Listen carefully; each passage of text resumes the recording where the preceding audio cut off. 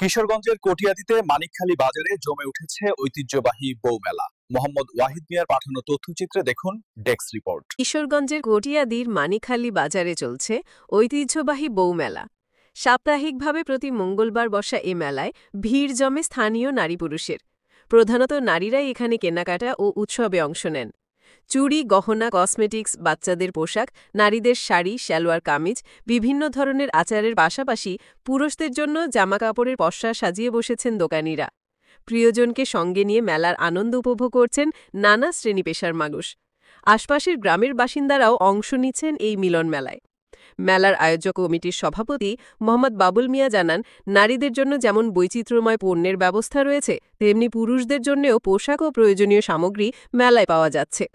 এছাড়া দর্শনার্থীদের নিরাপত্তায় রয়েছে সর্বোচ্চ ব্যবস্থা। সবাই সুন্দরভাবে কিনতে পারে, এখানে সম্পূর্ণ নিরাপত্তা আছে, কোনো সমস্যা নাই। এখানে আমাদের মা বোনেরা কারো কোনো কিছু সমস্যা হবে না। আমরা ইনশাআল্লাহ সর্বদিক দিয়ে তাদের নিরাপত্তা দিব।